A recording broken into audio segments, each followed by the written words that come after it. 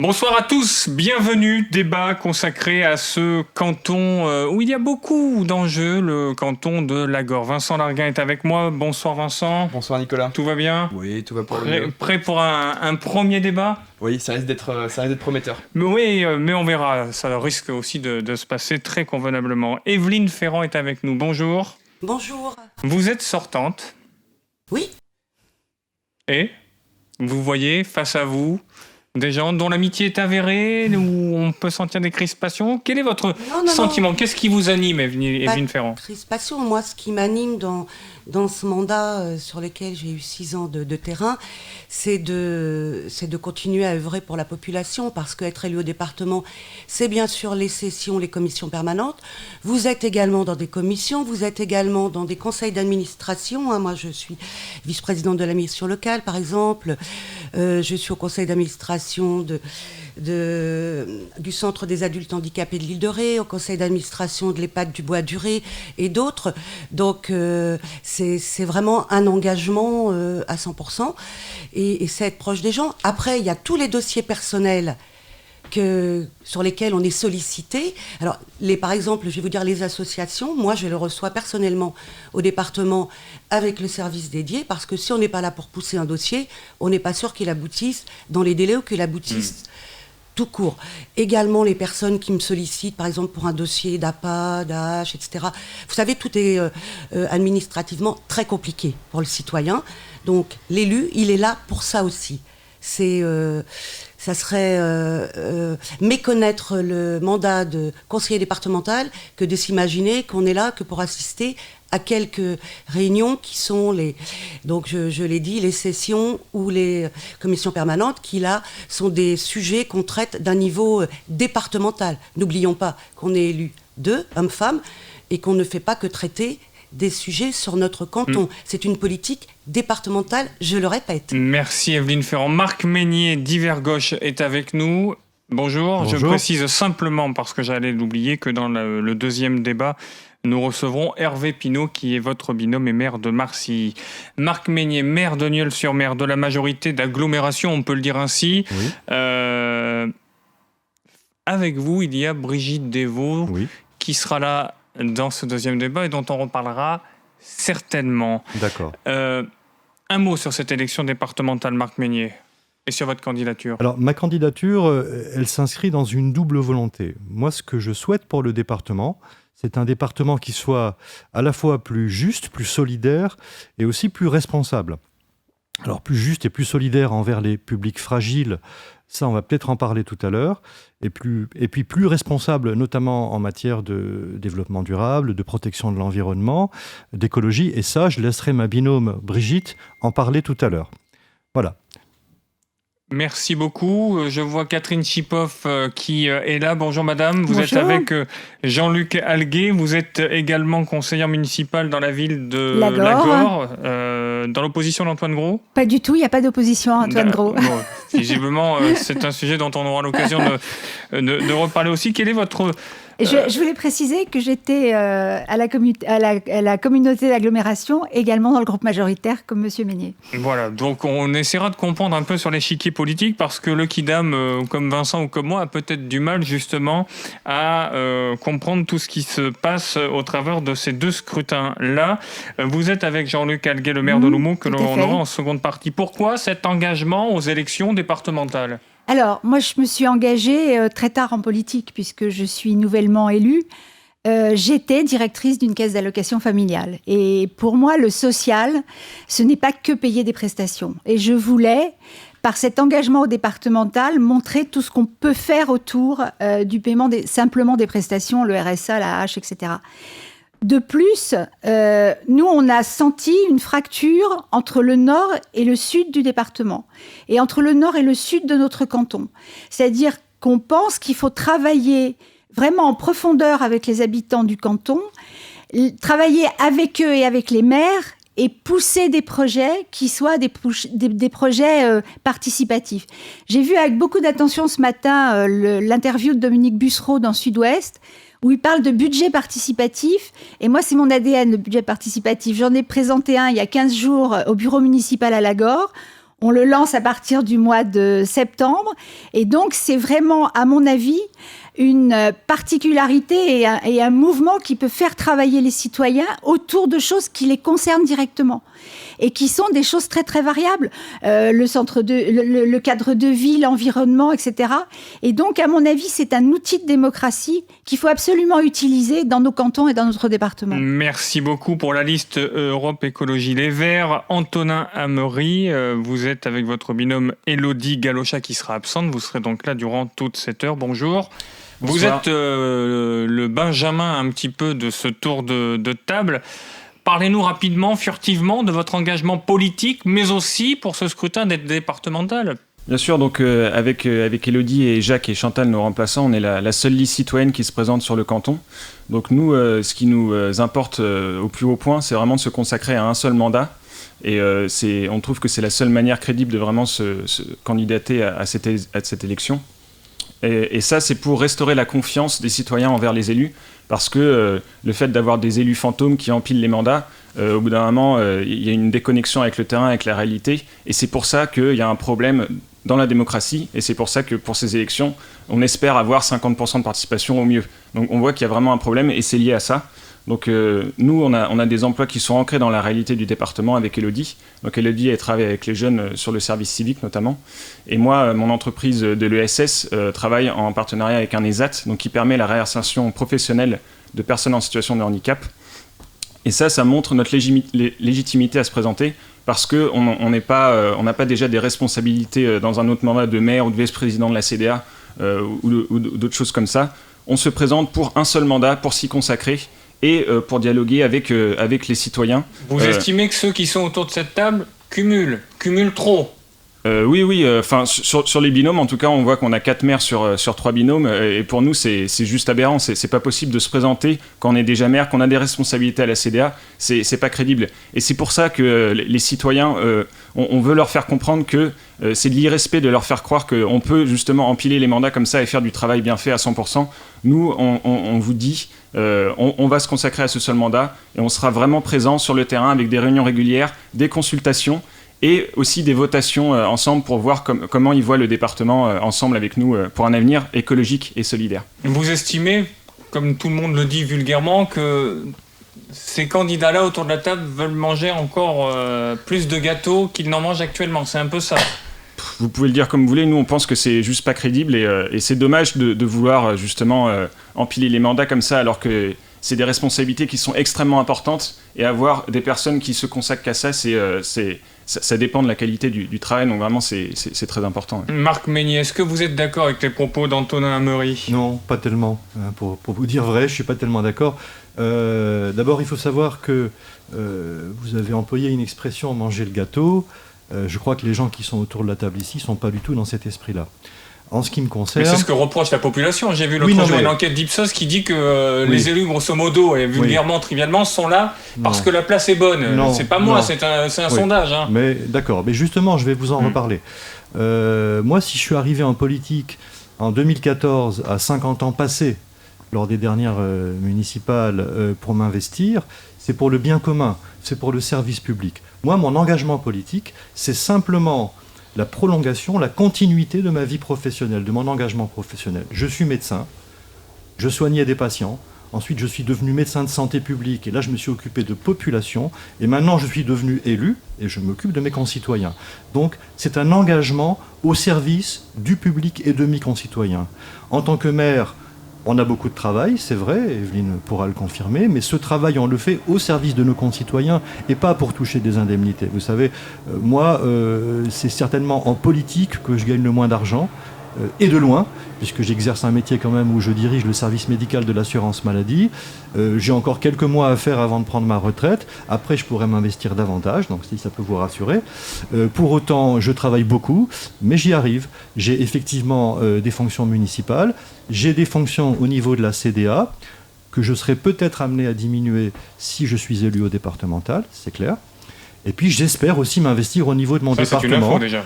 Voilà. C'est dommage parce que vous travaillez quand même sur la problématique de l'eau qui est extrêmement importante. Mais c'est pas forcément ça que je vais laisser. Et la problématique de l'eau, on en reparlera aussi. Ce que je veux dire, c'est que pour des gens qui sont motivés, qui sont investis, qui travaillent énormément, comme c'est mon cas, je travaille entre 12 et 15 heures par jour, et qui veulent surtout rendre service à leur population, je pense qu'on peut aussi se présenter légitimement au départemental. Catherine Chipoff, vous êtes sur la même ligne que... Alors moi, je n'ai pas de responsabilité de maire, je ne suis que conseillère municipale et que conseillère... Mais vous êtes plutôt Marc Meignier ou plutôt Antonin Maury là-dessus? Je serais plutôt Antonin, parce que moi, ce que j'ai décidé... C'est dommage pour Jean-Luc Alguier. Hein. Il est dans la même perspective que moi. Si jamais nous sommes élus... Il ne faudrait pas qu'il se présente nous serons présents tout le temps sur le canton. Et en plus, ce que nous avons souhaité faire, c'est que nos 2 remplaçants le soient aussi. C'est-à-dire qu'on n'a pas dit qu'au soir de l'élection, nous, on siégeait et eux, ils retournaient chez eux. On est tous mobilisés pour travailler sur ce canton en rencontrant les maires, bien évidemment, en rencontrant les habitants, en faisant avancer tout ce qui est possible d'avancer dans ce canton.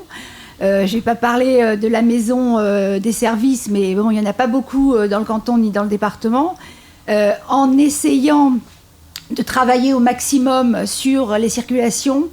Et pour nous, c'est un travail à plein temps. C'est pas du tout, je m'assois une fois par mois sur une chaise. Evelyne Ferrand, vous qui êtes sortante, qu'est-ce que vous pensez de ce qui vient de se dire autour de cette table? Alors moi, je voulais dire, je suis comme Marc, je travaille depuis 19 ans dans le logement social, dans un organisme de logements sociaux. Je continue à travailler, mes bureaux sont à Villeneuve-les-Salines. Depuis 6 ans, je suis au département et on m'a souvent vu sur le terrain. Il y a aussi les dossiers que j'ai traités au département. Les personnes que j'ai rencontrées individuellement, comme je vous l'ai dit tout à l'heure, pour des dossiers d'APA, d'AH, les associations. J'ai été présente à toutes les assemblées générales des associations également. C'est vrai que c'est beaucoup de travail. Je suis maire depuis 1 an et j'y arrive très bien. Par contre, je ne veux pas d'un 3e mandat, je le dis tout de suite, parce que pour bien faire les choses.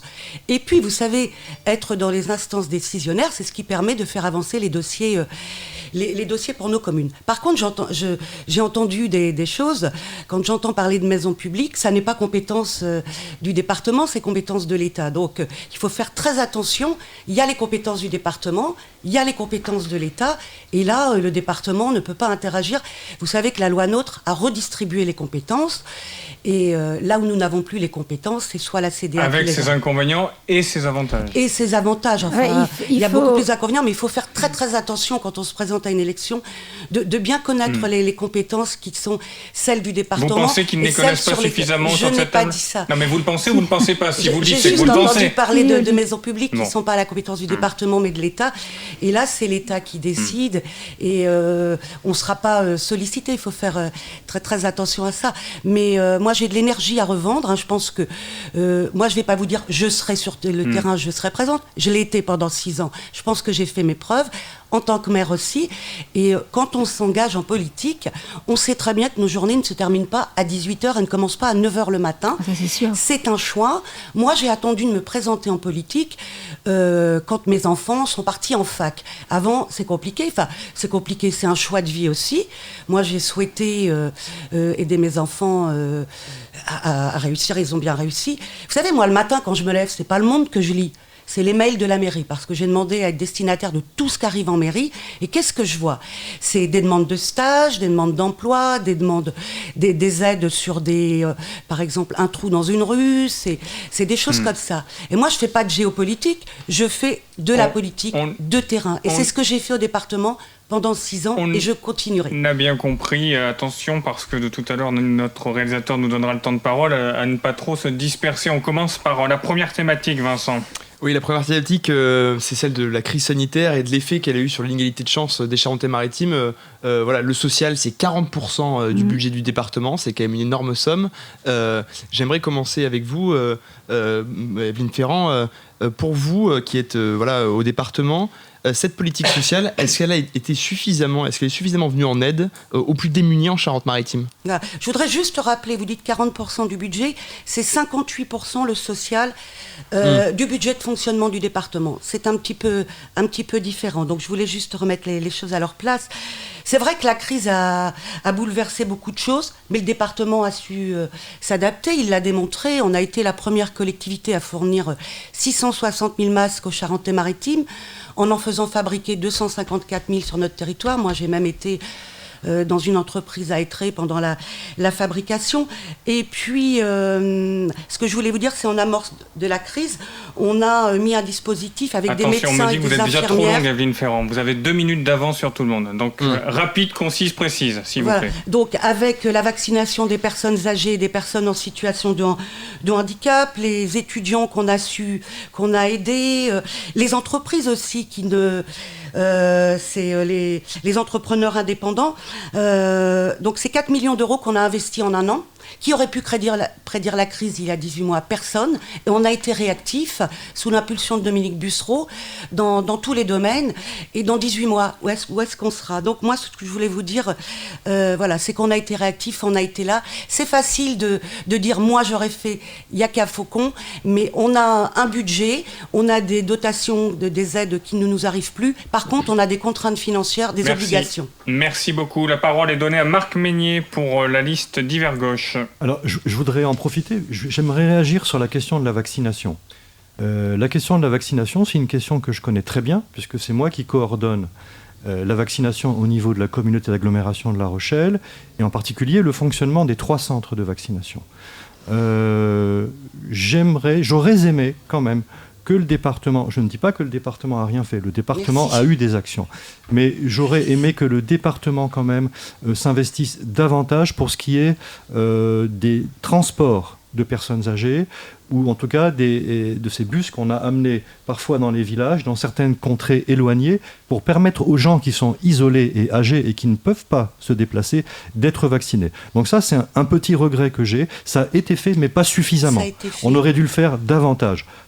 Puisque beaucoup de personnes âgées n'ont pas eu accès ou n'ont pas osé avoir accès à la vaccination en mobilisant d'autres personnes dans leur village autour d'eux. Donc ça, c'est un petit regret. Mais pour autant, le bilan général de la vaccination, d'ailleurs, c'est un autre débat, mais assez satisfaisant à ce jour. La parole est donnée à Antonin Amry pour les écologistes. Oui, et donc les citoyens, vous avez dit, Monsieur Larguin, que c'était 40% du budget. L'action sociale, c'est assez dommageable parce qu'en fait, on voit que sur la moyenne, sur beaucoup d'autres départements, on dépasse les 60% très souvent. Donc en fait, on voit que le social... Evelyne Ferrand a rectifié le chiffre, on le vérifiera, mais qui est de l'ordre de 58. On est sur du... c'est pas suffisant par rapport à d'autres départements. Donc on voit que le social est sacrifié en Charente-Maritime. Donc par exemple, il y a des choses qui sont prévues comme les baisses de subventions pour l'ADEI qui permet la réinsertion professionnelle de publics fragiles. Il y a un manque de structure pour les personnes âgées en situation de handicap et un manque d'emploi pour les accompagnants et les aidants dans ce domaine-là. En plus de ça, on voit que l'enveloppe du RSA elle a été réduite cette année par rapport à l'année dernière, alors qu'il y a un plus gros besoin. Donc nous, ce qu'on propose, c'est vraiment d'inclure ces personnes fragiles qui ont besoin de soutien, qui ne sont pas des assistés comme certains veulent le faire croire, parce qu'on est à un moment charnière, comme vous l'avez dit, au sortir de cette crise sanitaire. Et donc c'est pour ça que nous, par exemple, on veut mettre en place un revenu de solidarité jeune sur le modèle lyonnais. Donc ça concernerait environ 800 jeunes en Charente-Maritime, avec un budget de 4 à 8 millions d'euros par an. Et ça permettrait vraiment de toucher des personnes qui sont en extrême difficulté actuellement, qui n'ont personne pour les aider, pour les soutenir. Et ça s'accompagne aussi d'un suivi très strict et qui permet justement une vraie réinsertion. Donc nous, on a rencontré la directrice des services sociaux, des centres sociaux, la semaine dernière, donc Elodie l'a rencontrée. Malheureusement, on a été les seuls à y aller. Non, elle a vu on les a aussi rencontrés. Oui. On était seuls ce jour-là. Et on les a vus vendredi à 17h. On a appris notamment que messieurs Meignier... On va pas faire les agendas de tout le monde, excusez-moi, parce que j'étais chez mon chauffeur ce matin, mais je pense que voilà. Non, mais on a appris que... Vous avez raison. On a appris que messieurs Meignier et messieurs Allier avaient refusé l'intervention des centres socioculturels sur leur commune. Non. Dommage parce que nous, ce qu'on veut mettre en place... C'est une grosse accusation pour le coup. Est-ce que c'est vrai, Marc Meignier ? Non, je n'ai jamais refusé ça. Je suis désolé. Il ne faut pas dire ça. J'ai même eu un contact la semaine dernière. Parce que c'est important et presque grave de refuser de tels... Non, évidemment que non. Nous sommes actuellement en contact avec la directrice du centre social de Lagor. Nous les avons rencontrés la semaine dernière. Madame Brigitte Lacarrière, qui fait partie de mon équipe, a entamé, ainsi que Brigitte Devaux, ont entamé des rencontres, un programme de travail. Il ne faut pas dire ça. C'est pas vrai. Alors, on vous laisse conclure sur ce que vous disiez. Ce qu'on veut vraiment mettre en place, c'est une politique sociale de coopération avec toutes les structures et de dialogue avec les personnes qui sont justement le plus à la marge pour vraiment axer la politique sociale. Donc ça parle aussi de harcèlement envers les jeunes dans beaucoup de structures qui montent en flèche malheureusement. Donc c'est vraiment penser à solutionner ces problèmes. Donc voilà, il y a beaucoup de choses à faire. Il y a l'aide sociale pour les enfants aussi. Il y a plus d'une centaine de jeunes qui ne sont pas placés pour manque de capacité d'accueil. Donc voilà, on voit que le social n'a pas été la priorité comme elle aurait dû être durant les dernières années. Nous, on veut remettre le social au premier plan. Madame Schiphoff, que pensez-vous de tout ça ? Alors, moi, ce que je pense, c'est que on est dans une sortie de crise sanitaire. En tout cas, on espère que c'est la sortie. Tout ce qu'on a fait avant et qui ont été dictés par l'État, par le département, c'est bien. Ceci étant dit, qu'est-ce qu'on fait par rapport à la sortie de la crise sanitaire ? Comment est-ce qu'on s'occupe des entreprises ? Comment est-ce qu'on s'occupe des précaires ? Comment est-ce qu'on s'occupe des femmes qui ont des emplois qui les amènent vers la précarité ? Comment est-ce qu'on fait pour ramener les gens qui sont à un moment donné arrivés en fin de droit de chômage et sont tombés, parce que nous on dit tomber dans le RSA, comment est-ce qu'on fait pour les en sortir ? Comment est-ce qu'on fait pour qu'ils retrouvent un emploi ? Comment est-ce qu'on fait pour qu'ils puissent être bien logés, se déplacer, etc. Moi, je ne souhaitais pas faire de polémique bizarre, mais quand je vois le tract de Madame Ferrand qui dit qu'elle a 1500 allocataires RSA, je suis désolée, mais c'est une honte. C'est pas du tout quelque chose dont on peut être content. C'est quelque chose qui est grave. Quand on a des allocataires RSA comme ça, donc ça veut dire qu'on n'a pas. Non, ça veut dire qu'on n'a pas fait le nécessaire pour les en sortir. Donc ça veut dire que Madame Ferrand a failli dans ce qu'elle a fait. Ça veut dire que ce n'est pas une gloire d'avoir 1500 allocataires RSA. C'est une gloire de les sortir du RSA. C'est une gloire qu'il ne reste que 2 ou 3 mois dans le RSA. C'est pas une gloire de dire qu'on en a 1500. Pour avoir été très longtemps dans une caisse d'allocation familiale et avoir eu beaucoup plus d'allocataires RSA que ça, je connais la difficulté de l'insertion. Mais c'est vrai qu'il faut tout mettre en œuvre pour qu'ils ne restent pas dans cette situation-là. On parlait aussi de l'allocation adulte handicapé. Je ne sais pas si vous avez vu cette semaine, il y a eu une manifestation de gens qui ne veulent pas que l'allocation adulte handicapé soit calculée en fonction du salaire de leur conjoint ou de leur conjointe. Alors moi, je suis parfaitement d'accord avec ça. C'est-à-dire que quand moi, j'emploie quelqu'un, je ne vais pas lui demander combien gagne ta femme ou combien gagne ton mari pour te donner moins d'argent. Le salaire qui est représenté par la hache, parce que la loi de 1975 est claire, c'est un salaire pour des gens qui ne peuvent pas travailler. C'est quelque chose qui est donné à la personne, c'est pas quelque chose qui est donné par rapport au calcul dans un couple. Et donc, je pense qu'il y a des vraies choses à faire dans ce cadre-là. Et je parle un peu en connaissance de cause. D'abord, directrice de CAF, et puis ma fille perçoit la hache, ce qui fait que, quelque part, si elle avait un conjoint qui gagnait beaucoup d'argent, on lui enlèverait son AAH purement et simplement, ce que je trouve complètement aberrant. Marc Meignier est légèrement en retard. Oui. On va vous redonner la parole sur ce thème-là. Oui, justement, j'aimerais rebondir sur le handicap parce que c'est un sujet qui est très intéressant. Je suis d'accord sur le fait que l'AAH ne doit pas être attribuée en fonction des salaires, mais uniquement en fonction du degré de dépendance. Ça, c'est très important. Parce qu'actuellement, le degré de dépendance compte, mais les salaires du conjoint comptent aussi. Ça, je suis d'accord pour le supprimer. Ensuite, j'ai une proposition à faire par rapport aux handicapés. Il y a un dispositif qui existe dans de nombreux départements, mais malheureusement pas chez nous. Il existe dans les Deux-Sèvres, il existe en Loire-Atlantique, il existe dans bon nombre d'autres départements. C'est ce qu'on appelle le dispositif famille gouvernante. Le dispositif famille gouvernante, c'est un dispositif qui est beaucoup géré par l'UDAF et qui consiste à accueillir dans des logements, ce qu'on appelle l'habitat inclusif, d'accueillir dans des logements des personnes qui sont surtout handicapées psychiquement d'ailleurs, qui ne sont pas suffisamment autonomes pour gérer seules un appartement, qu'on regroupe dans des logements et qui sont gérés par ce qu'on appelle des gouvernantes. Et ce dispositif est très très intéressant parce qu'il permet à ces gens d'avoir un habitat, une sociabilité et de vivre vraiment de façon quasi normale, je dirais. Merci beaucoup. On va donner la parole à Monsieur Hamry qui a 25 secondes de retard sur cette thématique-là. Donc soyez concis, cher ami. Oui, la politique sociale, c'est vraiment important, je le rappelle, et c'est la prérogative du département. On doit vraiment mettre ça en avant, en faire la priorité avant tout. Bien sûr, dans une politique sociale et écologique. Hein, tout ça, ça va de pair de toute façon. Chez ELV, notre liste, c'est bien une liste pour l'écologie et la solidarité. Et il faut justement permettre à cette solidarité de se développer dans toutes les générations. Donc c'est aussi grâce à des habitats intergénérationnels où justement il peut y avoir des rencontres entre des étudiants, des actifs, des personnes plus âgées. C'est vraiment permettre d'évoluer tous ensemble. Merci beaucoup. On aborde le second thème, Vincent. Oui, le second thème, c'est celui du budget. Le budget du département, voilà, il est gigantesque. C'est quand même une grosse manne d'argent. Et il faut le rappeler, ce budget, il a fait l'objet d'un endettement voilà, dû à la crise du Covid. Mais pas également. Il y a aussi voilà, des ressources du département qui ont été enlevées, celles de la taxe foncière qui ont été remplacées par la TVA, il me semble. Et ce département, j'aimerais vous poser une question, puisque c'est vous, Evelyne Ferrand, encore qui en avez eu la charge, plus ou moins.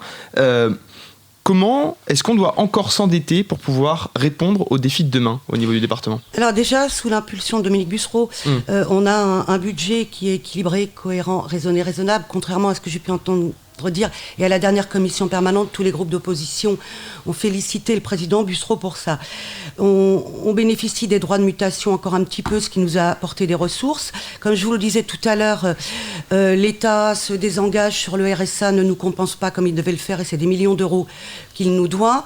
Et par contre, nous contraint à d'autres dépenses. Moi, ce que je voulais vous dire, c'est que si le contexte nous oblige à intervenir plus largement, bien sûr que nous le ferons. Nous pouvons nous endetter pour les Charentes-Maritimes. Je crois qu'il le mérite bien. Je voudrais juste rebondir sur les propos de M. Emery qui n'étaient pas justes. Le RSA a augmenté depuis la crise Covid, donc c'est pas moins de RSA qu'on paie, c'est beaucoup plus. Le budget a explosé parce que du fait de la Covid, et les gens ne restent pas au RSA toute leur vie, contrairement à ce qui a été dit également. On finance des structures d'insertion, et je connais bien le domaine, puisque je suis dans la commission des affaires sociales, qui, elle, aide les personnes à se réinsérer professionnellement. Donc c'est vrai que quand les gens parlent après moi, ils peuvent dire ce qu'ils veulent. Donc je veux quand même rebondir là-dessus, parce que j'y ai passé 6 ans, je connais, et parfois vos réflexions, c'est un peu méconnaître le fonctionnement du département tel qu'il est de l'intérieur. Et ça, c'est important que les auditeurs l'entendent. Monsieur Emery, donc visiblement, on vous accuse d'être pas un ignare, mais pas loin sur ces problématiques-là. Qu'avez-vous à répondre ? Moi, ce que j'ai à dire par rapport à cet endettement, c'est qu'il y a des choix à faire. Donc là, on est dans une urgence sociale, sanitaire, climatique, et les taux d'intérêt sont historiquement bas. Donc on a une opportunité, en fait, et il y a des décisions politiques à faire dans ce sens-là, pour justement avoir un endettement qui peut être positif, qui sera très peu coûteux et qui réduira les charges futures du département. Donc si on prend l'exemple d'une maison avec une toiture qui est en mauvais état, qui est pourrie, on peut soit décider d'emprunter pour la réparer, pour éviter d'avoir des coûts futurs, soit on la laisse se dégrader, et derrière c'est des coûts beaucoup plus importants qui sont engagés. Donc on considère que la majorité elle a abandonné cette maison sociale et écologique justement en la sacrifiant, avec l'assentiment d'autres partis. Et nous on s'oppose fermement à ces choix. Donc il faut vraiment rentrer dans une logique où on va prévenir les crises, pas essayer de mettre des pansements sur des plaies qui s'agrandissent. Et donc il y a du mauvais endettement et il y a du bon endettement. Donc le mauvais endettement, c'est l'endettement qui permet des activités précaires qui ont des impacts négatifs. Donc c'est par exemple l'agriculture intensive, le tout voiture ou le tout tourisme de masse. Tout ça avec des externalités négatives qui sont extrêmement importantes. Donc ça peut être les gaz à effet de serre, hein, ça peut être la ressource en eau qui devient dangereusement basse. Et à côté de ça, en face, on a des bons endettements qui permettent justement d'évoluer. Je termine juste là-dessus. Donc ça, c'est par exemple pour favoriser l'insertion professionnelle des jeunes, pour préserver cette ressource en eau qui est extrêmement importante, pour une agriculture qui est beaucoup plus respectueuse, biologique, agroécologique, et on a des leviers au département pour faire ça justement. Donc voilà, il faut faire la différence et il faut s'engager vraiment sur des sujets structurants. On a bien compris, la parole est donnée, vous n'êtes pas loin, tous les deux, à 7 minutes 10, et vous aussi vous êtes d'accord, Madame Chipoff, Monsieur Meunier, à 5 minutes 03, ce qui veut dire que vous avez 2 minutes 07 chacun pour terminer ce débat. On vous écoute.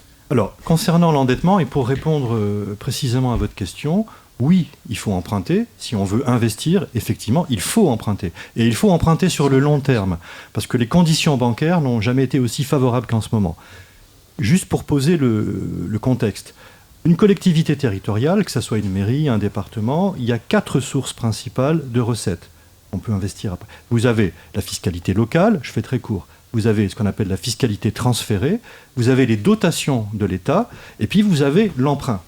Pour investir, on est obligé d'emprunter, parce que ça représente plus de 80% de notre capacité, l'emprunt. Donc il faut y aller, d'autant plus que je crois qu'on peut dire que ce département a été géré d'un point de vue budgétaire de façon économe, qu'on a une santé financière qui est satisfaisante, il y a des excédents de fonctionnement qui sont reportés d'ailleurs d'une année sur l'autre, il y a un taux, une marge nette d'épargne, comme on dit, qui est très positive également, et on a surtout une capacité de remboursement des prêts en 3 ans. Et ça, c'est exceptionnel. Je sais ça parce que dans ma commune, je suis assez attentif à ça. Lorsque vous avez 3 années de capacité pour rembourser vos prêts, vous êtes en très bonne position pour emprunter. Et c'est le cas dans ce département. Donc oui, il faut emprunter, et il faut emprunter suffisamment et sur le long terme pour, effectivement, l'environnement, pour l'agriculture, mais aussi pour un nouveau collège. On n'en a pas parlé, mais nous, c'est une proposition qu'on fait pour construire un nouveau collège à Nonis. Il faut emprunter pour aider les maisons de retraite, pour les rénover, pour construire de nouvelles structures. Il faut emprunter pour l'aménagement du littoral, pour les ports. Il y a beaucoup de sujets sur lesquels il faut emprunter, mais oui, il faut le faire. Et il faudrait 2 jours d'émission pour aborder tous les thèmes tous ensemble. Oui, ce sujet-là, je veux bien en parler pendant 2 jours. Madame Chipoff. Oui, emprunter, oui, mais pourquoi faire ? En fait, moi, ce que je verrais comme emprunt, c'est effectivement pour les maisons de retraite. Et pas seulement des maisons de retraite, aussi des hameaux qu'on mettrait à la disposition de seniors qui pourraient vivre en colocation avec des gens qui viennent les visiter, etc. Ceci étant dit, j'ai l'impression que tout le monde autour de la table ignore un petit peu, et c'est vrai que c'est le premier département à avoir signé ça avec l'État, le plan de relance de l'État. Le plan de relance de l'État, il injecte quand même dans notre département 330 millions d'euros pour faire des tas de choses. Énormément d'écologie, ne vous en déplaise. Énormément d'emplois pour les jeunes, 8000 jeunes en situation d'accès à l'emploi. Donc, quelque part, une fois qu'on aura fait ça, oui, on pourra emprunter. Si on a des choses nouvelles, oui, on pourra emprunter. Nous, ce qu'on souhaiterait, c'est d'avoir un plan pluriannuel d'investissement fait en relation avec les élus, fait en adéquation avec les cantons, fait en respect des cantons entre eux et des villes à l'intérieur des cantons. C'est-à-dire que ce plan pluriannuel d'investissement, qu'il soit sur les maisons de retraite, sur les routes, etc., ils prennent en compte ce que veulent les gens et de quelle manière ils veulent participer à l'investissement. Une minute. Pour reparler du taux d'investissement, on disait 3 ans. La moyenne, c'est 5 ans. Donc on voit qu'on est dans une situation extrêmement favorable. Je crois qu'on a un endettement proche de 380 millions d'euros. Effectivement, on peut réemprunter. Seulement, il faut le faire à bon escient. On n'emprunte pas parce que le taux est bas. On emprunte parce qu'on a des projets au service de la population. Alors, je vous disais tout à l'heure qu'il y avait, selon nous, une disparité entre le nord et le sud du département. C'est vrai que dans le sud du département, il y a des manques. C'est vrai qu'il faudrait investir dans les maisons de retraite. Moi, je rencontre des gens qui passent leur temps à me dire j'ai mis ma maman dans les Deux-Sèvres, j'ai mis ma maman à Poitiers parce que ici, alors que je pouvais venir la voir très souvent, il n'y a pas de place. Il n'y a pas de maison de retraite, elles sont vétustes, elles sont pas bien accessibles, etc. Merci beaucoup. C'est fini, monsieur, le temps de parole. Il y aura le deuxième débat dans quelques secondes. On vous remercie à tous les 4 d'être venus dans cette belle rôtissoire. Merci. Vous voyez, on a sorti les mouchoirs. Merci. Franchement, on est en train de griller. Peut-être qu'un jour, ils vont nous mettre la clim. Quand les composants arriveront d'Asie, peut-être qu'on aura la clim d'ici le mois de décembre. On retrouve dans un instant Jean-Luc Alguet, Antonin Amaury, vous restez avec nous, Hervé Pinault, le maire de Marcilly, et Brigitte Devaux. Ce premier débat était très intéressant, mais je pense que le second le sera tout autant. À tout de suite. Merci à vous. Merci.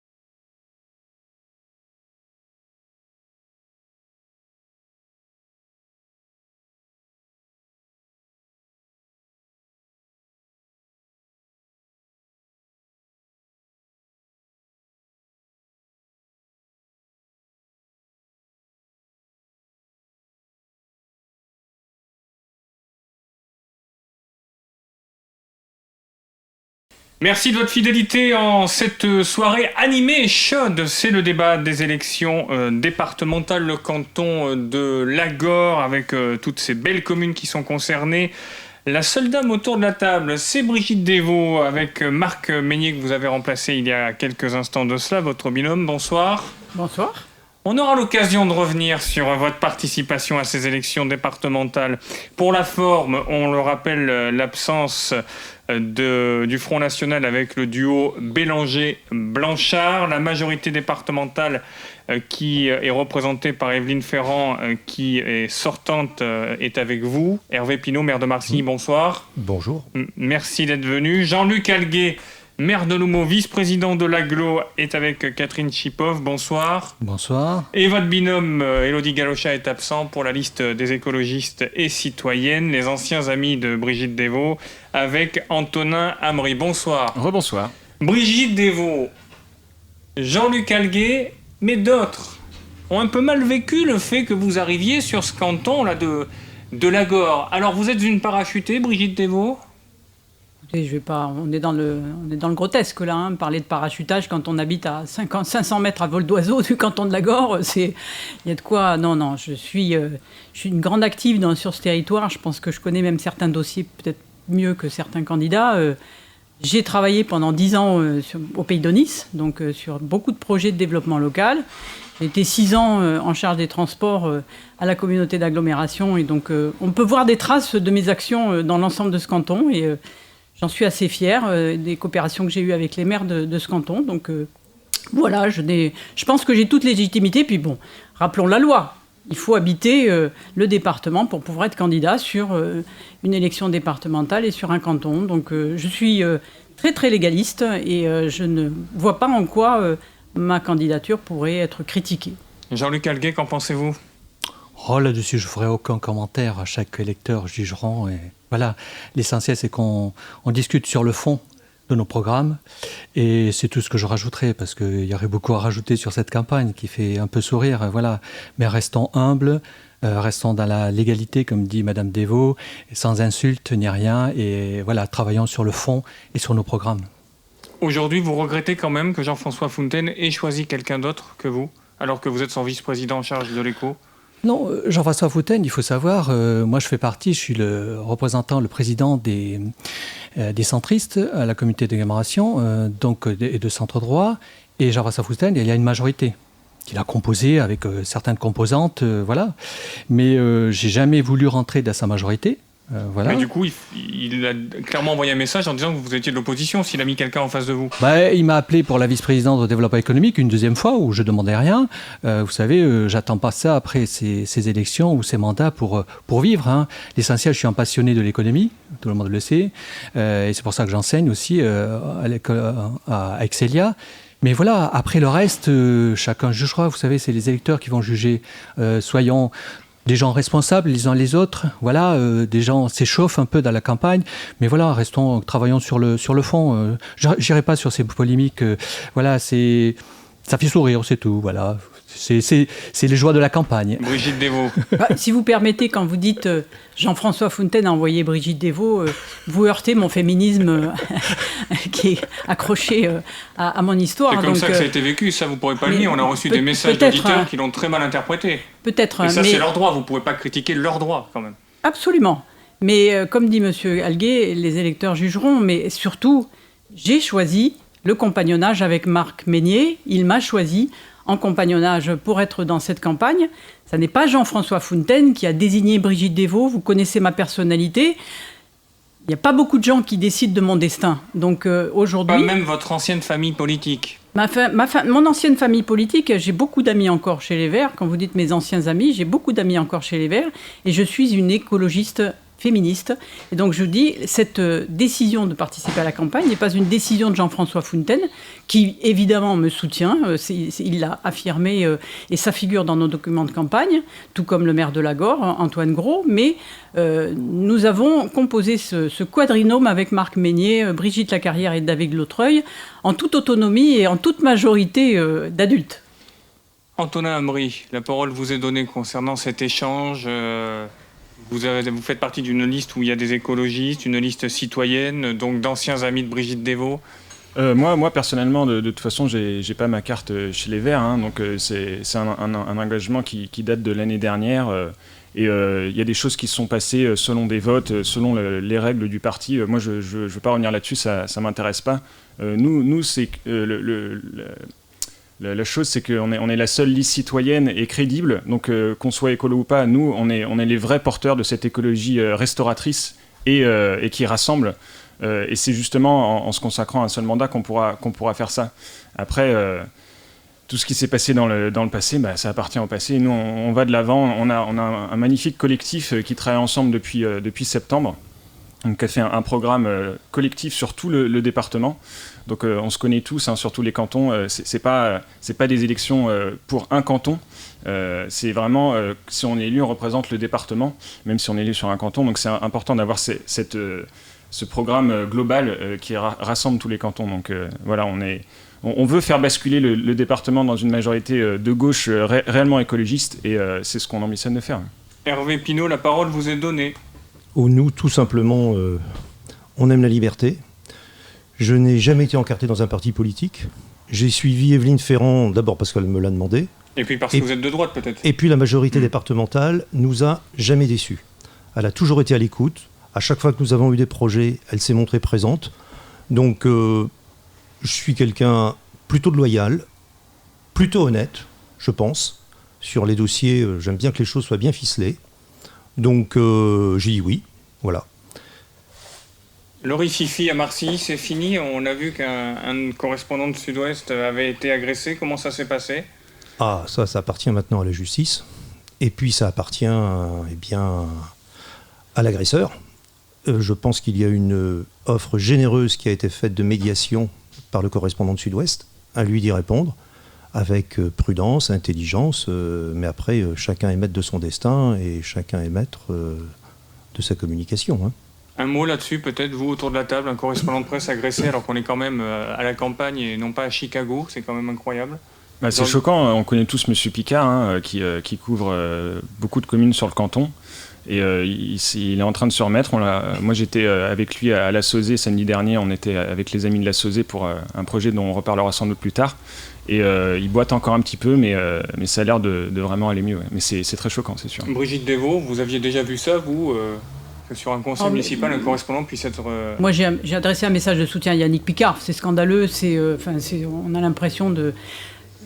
Ça reflète un peu le climat de violence qu'on voit aujourd'hui, où des gens... le président de la République maintenant. Alors. Voilà, des gens cèdent à leur pulsion. Je crois que la parole politique doit être à l'apaisement et à ne pas exacerber ces violences. Et je crois qu'on a une responsabilité en tant que politique à ne pas exacerber les violences et à demander aux gens quand ils se rencontrent, plutôt d'écouter leur pulsion de bienveillance plutôt que de leur pulsion d'agression. Puis bon, ce qui est très choquant, c'est que la presse doit être libre. Et un journaliste qui se fait agresser parce qu'il a fait un article déplaisant à la personne il y a 2 ans, c'est scandaleux. C'est scandaleux, donc la justice, effectivement, doit rendre Et pourtant, au XXIe siècle, il n'est pas rare de se faire insulter, voire agresser verbalement. Jean-Luc Alguet, qu'est-ce que vous en pensez ? Comme je dis, Madame Devaux disait, c'est complètement lamentable. Et ce que disait Madame Devaux, là-dessus, je suis tout à fait d'accord avec elle. C'est-à-dire, même les hommes politiques, que ce soit des mandats locaux ou nationaux, il faut un peu plus de réserve et pas attiser derrière et faire de la récupération politique. Donc là-dessus, il faut... Yannick Picard, je l'ai vu il y a une semaine pour les projets sur l'homo. Mais voilà, il faut unanimement le condamner, que la justice passe. Alors après, c'est un problème entre M. Picard et la personne qui a été agressée. Bien sûr. Voilà, et nous, politiques autour de la table, on ne doit pas rajouter là-dessus ou faire quelques récupérations politiques. Et là-dessus, vous savez, l'agression du journaliste, vous avez parlé du président, il y a des maires qui se font agresser ou tuer. Donc actuellement, on est tous les élus autour de la table extrêmement responsables de nos propos et de ce qu'on dit et de ce qu'on écrit. Donc il faut faire très attention parce que derrière, il y a des personnes qui nous suivent et il faut justement apaiser. On sort d'un confinement qui a été douloureux pour tout le monde, psychologiquement. Donc il y a une certaine agressivité, on le voit de tous les jours. Les entreprises m'en parlent, les élus m'en parlent. Donc soyons, voilà, que la justice passe et que la justice ne soit pas exemplaire, mais qu'elle passe et qu'elle affirme qu'on doit respecter les personnes. On va aborder le premier thème, Vincent. Le premier thème, c'est la politique écologique. Le département, il a cette compétence, la compétence de pouvoir gérer dans ce magnifique département qui est tant fourni en espaces naturels, en forêt, mais également avec un littoral extrêmement riche. Hervé Pinault, comment le département s'en est sorti jusqu'à maintenant ? Bien écoutez, le département a une action dans l'écologie et dans l'environnement qui est particulièrement prégnante depuis plus de 40 ans. Nous avons 130 espaces naturels sensibles, 80 qui vont rentrer en lice, plus de 100 000 hectares protégés et surveillés. Nous avons un département qui est exceptionnel. D'abord pour sa façade littorale, 470 km de côte. Nous sommes le seul département à avoir autant de marais. À ce titre-là, nous sommes le premier département de France qui a été assez exemplaire dans la création d'un syndicat des marais qui remonte au début du XXe siècle, fin du XIXe. Donc la gestion de l'eau et cette préoccupation environnementale a toujours été là. Alors maintenant, ça s'est poursuivi aussi par d'autres actions. Le département a signé en 2019 un schéma de développement durable dans lequel il inscrit ses propres actions et sa propre protection, la protection de ses bâtiments. Il équipe maintenant tous ses équipements de panneaux photovoltaïques, donc il y a un vrai souci, si vous voulez, de l'autoconsommation et une prudence sur les consommations. C'est également un programme de haies qui a été assez remarquable. 450 km de haies ont été plantés sur le département. Vous savez que pour le canton, nous habitons une plaine d'Aunis qui est particulièrement dénudée. L'action départementale a permis de recréer le paysage. On y reviendra. C'est quelque chose qui me semble particulièrement important parce que ça se fait en partenariat avec les agriculteurs. Donc vous voyez bien la place de l'arbre sur une grande plaine avec les outils agricoles. Il faut absolument convaincre, partager. Ce sont les propriétaires du sol. Il y a des espaces qui sont à reconquérir, qui sont aujourd'hui peuplés de ronces, etc. C'est l'opportunité de replanter des arbres. Donc il y a une action sur l'arbre qui est significative, une action également sur l'eau. Le département met 7,5 millions d'euros sur la gestion de l'eau, préservation de la ressource, économie. Vous savez que nous sommes un département qui va chercher de l'eau très très loin et c'est compliqué. Nous sommes sur des terres qui sont argilo-calcaires, nous n'avons pas de sources profondes que des eaux de surface, elles viennent de très loin. Donc la préservation de la ressource en eau est quelque chose de capital. Il y a des efforts particulièrement significatifs auprès des agriculteurs. Nous avons plus de 15 000 hectares de bio qui sont plantés. Donc, l'agriculture est fortement tributaire de la PAC, qui est en renégociation. Pour l'instant, si vous voulez, la démarche environnementale ne peut suivre que le partenariat avec les agriculteurs et en même temps sous l'égide de Bruxelles et des décisions bruxelloises. C'est quelque chose qu'il faut... Quand on va parler d'agriculture, c'est quelque chose qu'il faut absolument souligner. Merci beaucoup. Je pense que Antonin Amaury, et je suis tout à fait ironique, sera d'accord avec Hervé Pinault. C'est un peu triste les propos, je vais rebondir dessus, hein, mais pour commencer, l'écologie, ce qu'on propose nous avec ELV et notre soutien GRS, c'est vraiment une écologie transversale, pas une écologie de petits pas ou de petites touches ici et là, c'est pas suffisant. Faut vraiment que l'écologie soit notre guide dans toutes les décisions. Donc toutes les décisions qu'on prend, il faut justement calculer l'impact que ça peut avoir sur notre environnement, parce que cet environnement permet aux humains de vivre convenablement, en plus de la faune et de la flore. Donc nous, on propose une écologie de restauration et de rassemblement, donc de restauration bien sûr des milieux naturels qui sont en danger très souvent à cause du réchauffement climatique, à cause du fait que la ressource en eau commence à disparaître de plus en plus rapidement. Malgré ce que dit M. Pinault, il y a vraiment un énorme problème sur l'eau. Et c'est aussi une écologie de restauration des emplois, de l'économie. Même si ce n'est pas la compétence du département, il y a des leviers à faire. Et l'écologie, ça va aussi avec l'économie, une économie qui est durable, qui a des emplois qui permettent justement d'avancer et d'avoir une vision sur le long terme et qui permet justement de donner du sens à ce qu'on fait. Monsieur Pinault parlait d'agriculture. La situation actuelle est très inquiétante en Charente-Maritime.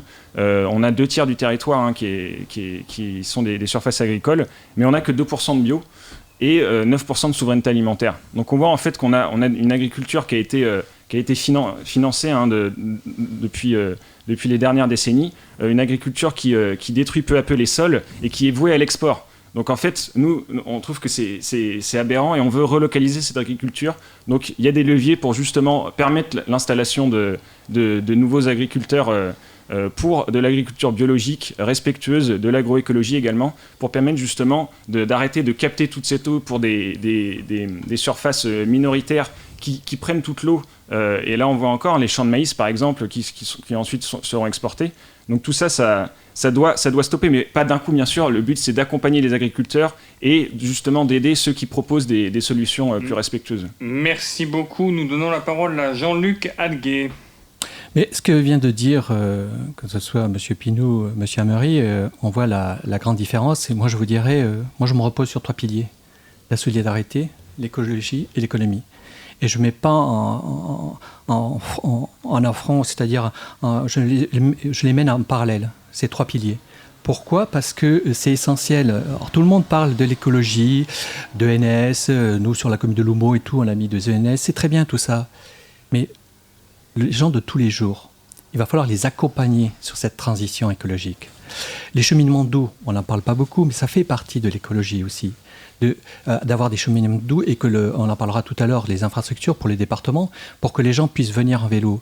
Et après, quand on parlait de créer des emplois avec l'écologie, et ce n'est pas une fin en soi, l'écologie ne va pas créer un emploi direct. C'est tout cet accompagnement et toutes les industries, toutes les entreprises qui sont actuellement, il faut les accompagner sur cette transition écologique. On parle de territoire, personne n'a parlé pour le moment du territoire zéro carbone sur notre agglomération. Il y a beaucoup, on communique beaucoup. Il y a quelques actions qui mènent. Mais ces actions, maintenant, il va falloir les mener au plus près des concitoyens. Là, les ressources en eau, on dit, c'est bien, le département fait beaucoup de choses. Oui, il fait beaucoup de choses. Mais il y a des choses qui sont passées à côté. On a fermé quand même du captage d'eau potable. À cause de quoi ? Et personne n'ose en parler. C'est à cause de cette agriculture intensive. Quand on parle, et M. Amaury a soulevé un petit peu sur le maïs. Moi, je suis fils d'agriculteur du Tarn. J'arrive du Tarn, où toute ma famille est agriculteur. Le maïs, cultiver du maïs dans notre région, avec des bassines. Moi, je suis d'accord qu'il faut arrêter de mettre des bassines pour arroser du maïs. Adaptons les cultures de notre région avec le climat. C'est ça le bon sens et l'écologie. Merci beaucoup. Madame Devaux, à vous le tour. Sur cette votre question, c'est quelle politique écologique ? Et je suis d'accord avec Jean-Luc Adguet. Nous, on a fait un programme qui est écologique. Les 3 piliers du développement durable, c'est le social, l'écologie et l'économie. En même temps, il faut qu'on centre les choses sur des données concrètes. On est dans une situation post-Covid. Donc la crise du Covid nous oblige à penser autrement, à penser le monde post-carbone. Et pour ça, il faut que le département, tout comme l'agglomération de La Rochelle, dans laquelle notre canton est aujourd'hui partie prenante, il faut que le département s'insère dans cette dynamique zéro carbone à l'échelle de son territoire. Effectivement, il faut accompagner la transition. Aujourd'hui, on ne peut plus accepter que l'agriculture ne fasse pas vivre ses acteurs, parce qu'ils ne vivent pas dignement pour beaucoup, et qu'en plus, elle participe à la pollution du milieu naturel. Elle participe aussi à la guerre de la ressource, parce qu'aujourd'hui, on a des conflits d'usage en matière de ressources en eau. Quand on met des bassines, on pompe dans la nappe phréatique, même si c'est en hiver, mais c'est cette même nappe phréatique qui apporte de l'eau douce à l'eau de mer, au littoral, aux ostréiculteurs, aux eaux de baignade et à la plaisance. Et donc, si on prend trop d'eau pour une activité, on la fait perdre aux autres activités. Et l'équilibre et la biodiversité sont en péril dans cette question-là. Vous demandez aux ostréiculteurs si les bassines peuvent faciliter leur activité. Ils vous diront non, parce qu'ils ont besoin de l'eau douce, y compris en hiver, pour que leur métier puisse s'activer. Donc cette guerre, il faut qu'on en sorte. Il y a un programme de gestion des eaux qui va être animé par la Chambre d'agriculture, par l'État, et dans lequel les acteurs comme le département et les collectivités devront s'insérer. Il faut que cette guerre de l'eau cesse et qu'on trouve un modus vivendi, qu'on accompagne les agriculteurs en leur offrant des nouvelles filières. Ensuite, il y a tout un tas d'activités, absolument. Une coopérative d'énergie renouvelable départementale, évidemment des alignements d'arbres le long des départementales, des pistes cyclables le long des départementales. Monsieur le maire des Nantes, qui est ici, de Marcilly, qui est ici, nous réclame depuis longtemps une piste cyclable. Merci Brigitte, merci. Entre Nantes et Lagore.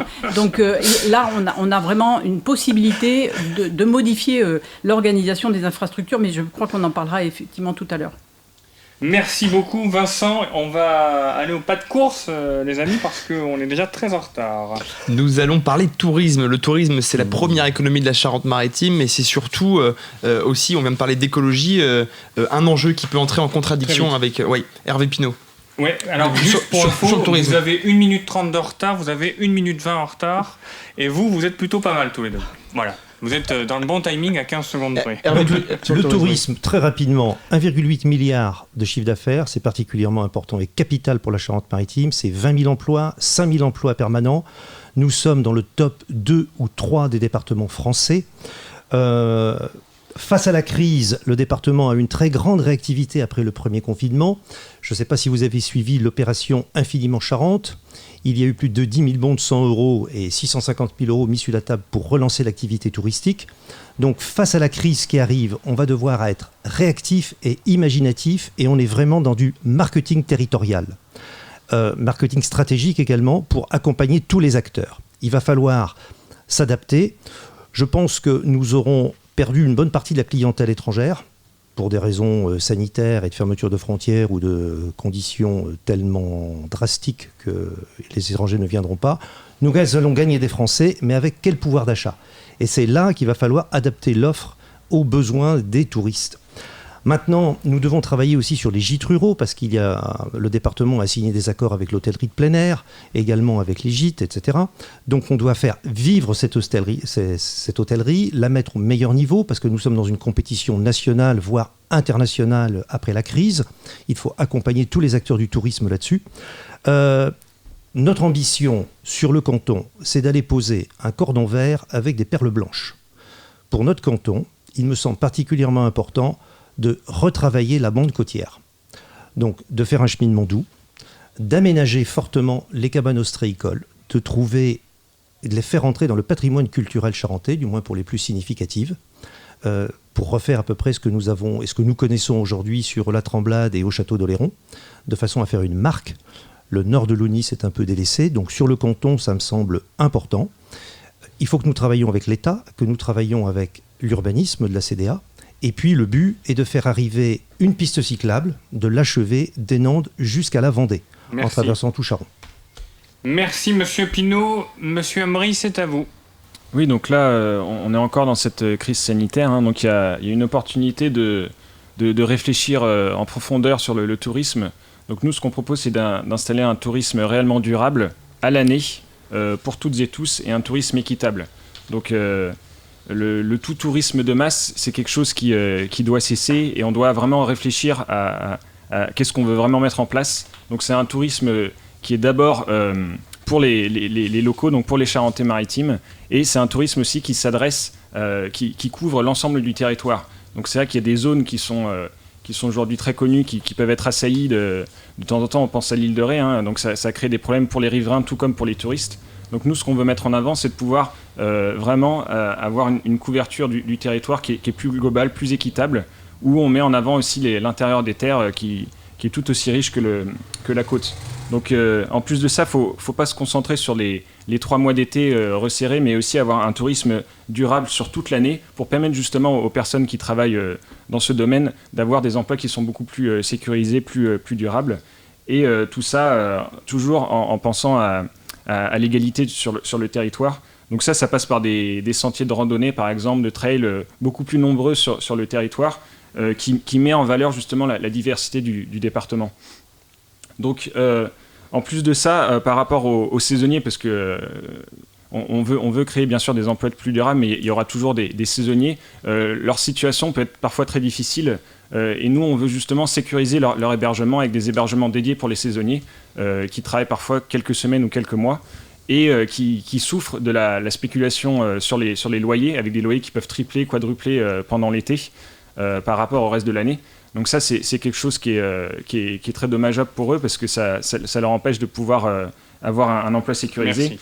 Et voilà, donc c'est bien d'avoir des classements, tout ça. Il y a 20 000 emplois qui dépendent de ça, mais tous ne sont pas pérennes. On a bien compris votre point de vue. Jean-Luc Alguet, c'est à vous. Oui, le tourisme, première économie de Charente-Maritime, ça c'est bien. Une fois qu'on a dit ça, qu'est-ce qu'on fait? Et qu'est-ce qu'on veut sur notre canton? Il faut savoir que tout ce qui est tourisme autour de Royan et toute la côte charentaise est très bien développé. Sur notre territoire, vous avez le sud qui est Châtillon, station balnéaire, et nous au nord, au canton, qu'est-ce qu'on veut? Honnêtement, on veut un tourisme raisonné, pas un tourisme de masse, respectueux de l'environnement. Il y a beaucoup d'espaces naturels, de marais. Essayons et évitons de faire de gros travaux sur le long de notre côte. Des cheminements doux, je suis très heureux que le département puisse abonder dans ce sens parce qu'on attend ça depuis quelques temps, de nous accompagner sur le financement, parce qu'il faut savoir que des petites communes comme la nôtre qui ne sont pas structurantes, la communauté d'agglomération ne financent que 50% des cheminements doux ou des pistes cyclables. Donc si le département pouvait nous aider, ça serait une très bonne nouvelle. Après, je parle très vite. Alors juste pour le logement, pour sécuriser tout ce qui est ces emplois, ça va être extrêmement dur sur notre comité d'agglomération. Il faut que les gens soient réalistes. Regarde notre agglomération. Il est très difficile d'implanter des entreprises, très difficile d'implanter des logements à des prix extravagants. Si on veut que les saisonniers puissent rester, il faut qu'autour de la table, région, département et comité d'agglomération se mettent ensemble pour trouver des solutions. Mais il y a déjà une solution provisoire au CFA à Atlantec pour loger les personnes pendant l'été parce qu'il n'y a pas d'apprentis, mais on doit aller plus loin. Merci beaucoup. Merci Jean-Luc Alguet. Brigitte Devaux, c'est à vous. Vous avez peu de temps, très cher. Désolé, mais vous êtes à 5,14 et M. Pinault est à 5,45. Jean-Luc Alguet, 5,50 et M. Emery, 5,37. Vous voyez, vous êtes tous dans un mouchoir de poche. Est-ce que ce sera pareil dimanche soir? Je ne sais pas. Sur le tourisme, d'abord, il faut quand même se dire qu'on a beaucoup d'atouts. On a un tourisme résilient, de proximité. La plupart de nos visiteurs sont français. Donc c'est pour ça qu'on n'a pas tant souffert que ça et qu'on ne souffrira pas tant que ça de la reprise du tourisme. Mais évidemment, les acteurs ont été aidés dans cette période d'inactivité. C'était important. Maintenant, il faut les accompagner dans des démarches de labellisation, dans des démarches d'allongement des séjours, dans des démarches de formation. Et on a des acteurs très, très importants et majeurs pour les labellisations, organismes de formation. Je suis désolé, mais le principe d'égalité du temps de parole fait que je suis obligé de vous couper la parole. Dernière thématique.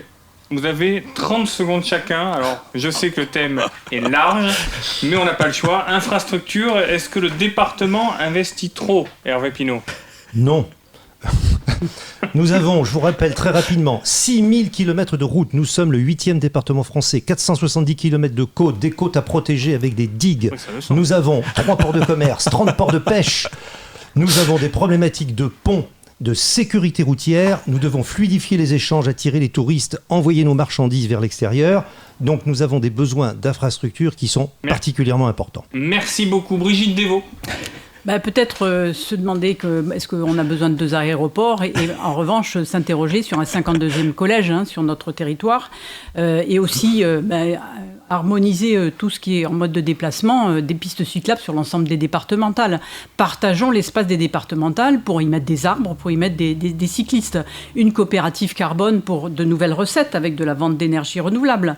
Et ensuite, évidemment... Et le sujet est intarissable. La question, c'est que le département a un endettement très faible. Il peut encore investir et utiliser une part de son autofinancement pour donner de l'oxygène à certaines de nos associations sociales, notamment pour la prévention de la délinquance. Merci beaucoup. Monsieur Amery, vous avez 20 secondes de marge par rapport à vos confrères. Oui, donc par rapport aux infrastructures, c'est la même question que pour les investissements. Il y a des bons choix et des mauvais choix à faire, donc... Nous, on veut vraiment réorienter les investissements dans les infrastructures pour de la rénovation thermique, pour permettre l'augmentation du pouvoir d'achat, mais aussi la réduction de la consommation d'énergie, des produits biosourcés. Pour le collège, au lieu de penser à créer un 52e collège, déjà pour les collèges existants, en faire des vrais lieux de vie végétalisés où les jeunes peuvent vraiment s'épanouir au lieu d'avoir des cours totalement bétonisés. C'est aussi soutenir les ports pour justement la transition écologique, notamment penser à l'utilisation du plastique et la ressource en eau. Et par rapport aux clubs sportifs amateurs dont on n'a pas parlé, c'est aussi les soutenir pour leurs infrastructures parce qu'ils ont besoin de pouvoir les entretenir. Je suis désolé. Jean-Luc Alguet, le mot de la fin, si je puis dire. Le mot de la fin, oui, le département devrait investir davantage, mais vous savez, le département investit en fonction des règlements et des projets qui sont apportés par les différentes communes. Ils abondent à hauteur de 25-30% et en fonction des communes, les projets qu'ils ont. Et c'est sur ce règlement qu'il faudrait que le département bouge un peu, c'est-à-dire qu'il y ait une transition écologique et l'accompagnement, c'est-à-dire quand il y a par exemple un équipement sportif qui est vertueux sur la transition énergétique, et bien, au lieu que le règlement soit abondé à 30% pour l'aide de subvention, par exemple, qu'ils augmentent à 40%. Ils doivent changer cette règle. Merci beaucoup Jean-Luc Alguet. On remercie Louis Sidbon qui s'est occupé des temps de parole. Pour la petite stat, vous êtes à 6,05, monsieur. Je ne parle pas de pourcentage, je parle de temps, vous l'aurez compris. Madame Devaux et monsieur Alguet, comme quoi vous êtes sur la même longueur d'onde à 6 minutes 25 et 6 minutes 23 pour vous, monsieur Amaury. Excellente soirée à tous, bon courage pour dimanche. Merci d'être venu sous les grilles, les projecteurs et dans cette sorte de rôtisserie, parce que je peux vous dire que c'était compliqué quand même. Bravo à vous d'avoir tenu le coup. Bonne chance pour dimanche. Merci à vous. Bon, je vais vous demander qui va gagner. Tout le monde. Il y aura un vainqueur. Ouais, malheureusement, j'espère un deuxième, que un troisième, quatrième sera moins forte que prévu, parce que quoi qu'il arrive, c'est ce qu'on disait avec vos confrères de La Rochelle 2 ou 3, malheureusement, peu importe ceux qui seront élus, ils resteront malheureusement assez mal élus, puisque plus personne ne s'intéresse à ces élections-là. Ça doit être un crève-cœur pour vous. C'est pour ça que les listes citoyennes sont la meilleure alternative. Certainement, mais ça fait pas. Vous avez raison, vous avez deux secondes de retard. Il est fort. Vous voyez, la jeunesse arrive. Voilà. Merci à tous. On remercie Louis Sidbon, Nicolas Richardot. Bon mardi soir à tous. Merci. Au revoir. Bonne soirée. Au revoir.